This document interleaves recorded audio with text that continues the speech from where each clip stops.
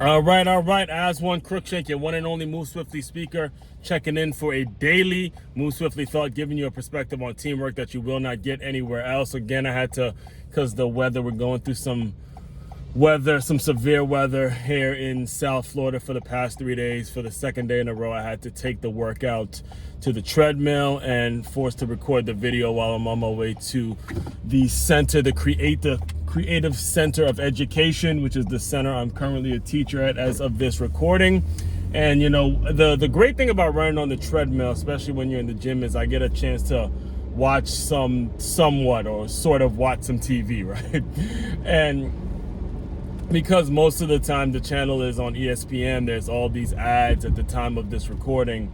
It's right around it's the week before, the week leading into the college football playoffs. And it's, you know, Georgia, Ohio State, my team, Michigan, and TCU. And you see all these highlights and this bowl season, all sorts of football memories, college football memories are just rushing back to me, man. There was so many things that were rushing back to me because that's what keeps me going. You know, every time I'm on a treadmill, every time I'm running in the morning, I'm thinking of thoughts, I'm feeling things that are going to just keep one foot in front of the next, one foot in front of the next, one foot in front of the next. And that's what gives me the title. That's what qualifies me to be your one and only Move Swiftly speaker. It's a mindset every single day, right?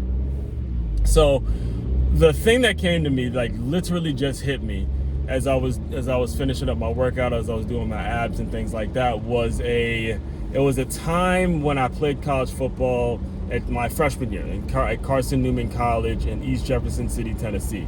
I came in, I was a linebacker, and because it was a Division II school, it's a smaller linebacker, and we were pretty much not Division I, basically about 200, 205 guys, you know, not huge linebackers, but were, you know, very technically sound. We were quicker and things like that.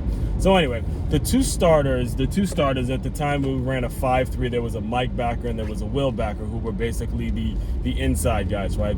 The two starters were two guys by the name of Eric Rice and Brian Brown. Eric Rice and Brian Brown. Now, Brian, I believe, was a redshirt freshman at the time, and Eric Rice, or actually I think he was actually a sophomore that year, and Eric Rice was the senior leader. He was the senior captain. He was the guy that's been there for years, and everyone knew him. You know, he had seen the program from start to finish. In fact, I remember when they were giving us a tour of the new facility and stuff like that. You just saw Eric Rice's face, just like, you know, y'all enjoy it, man. Y'all enjoy it. We put in the work and all that, right?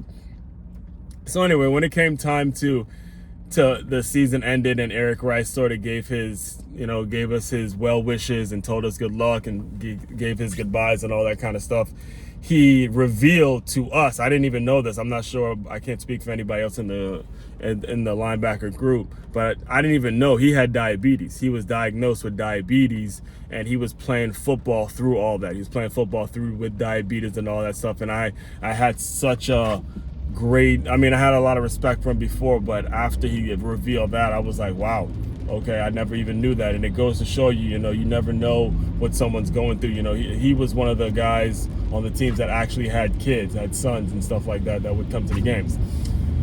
And towards the end of his speech, as he was giving his goodbyes and things like that, he looked over at Brian Brown. He goes, all right, man, it's time for you to find somebody else to compete with now. It's time for you to, you know, because it was always him and Brian Brown. It was always him and Brian Brown who was going to make the most tackles. It was either 44, Brian Brown's number was 44, and Eric Rice's number was 41. And he was telling the story about all his family members would always talk about how, oh, you know, is it going to be Brian Brown or is it going to be Eric Rice making the most tackles? And as he put the kind of final cap in his speech, that's what he said. And it got me thinking about the workspace and who you work with and as you go out in your everyday life and as you put in the work, who are you competing with? Are you making sure that you're creating some healthy competition? Are you making sure that you're doing the things that you need to do to make yourself better? If you are around people that are not making you better, you are in the wrong situation. Trust me, you're in the wrong situation. I lived through this myself back when I was a trainer at 9 Round. I had a colleague, another co-worker. I actually had several co-workers, but the main co-worker was a guy named Pablo who came in knowing how to do pad drills. And there were other trainers before him that knew how to do pad drills, but they didn't know, they weren't there as often as I was there. You know, Pablo was one of the trainers that really knew how to do it, and he was willing to teach it. So for me personally, I had to make sure I stepped my game up, and I learned how to do pad drills just as well as he did. And eventually, again, he got kind of moved out the way. There was really no need for both of us, and that's what I mean when I say, or not only what I say, but when I think about that story, when I think about Eric Rice and Brian Brown and the kinds of things that I was blessed to live through when it comes to competition, teamwork, and what has built up the business and the brand that I have now. All right, and make sure you have that. All right, make sure you have that. It's very, very important, because in this world, we have a natural tendency to go follow our comfort zone. You know, make our money, make the comfortable salary or whatever it is we're gonna make, and we lose our edge. Always be around people that are making you better. Always be around people that are competing you, just like, you know, the Brian Brown and the Eric Rice.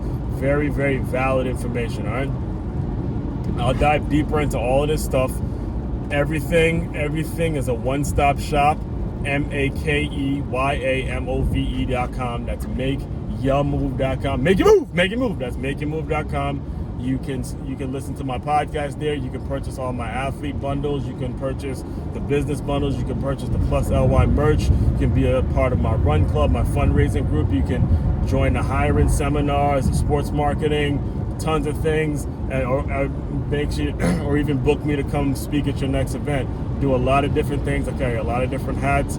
Purchase the books, the author, tons of things. All right. If you want to dive deeper into all of this content, just make sure you check out that website. I'm gonna say it again: MakeYamove.com. That's makeyourmove.com. Aswand Cruickshank, your one and only Move Swiftly speaker, checking out. You guys continue to move swiftly. We will talk more soon.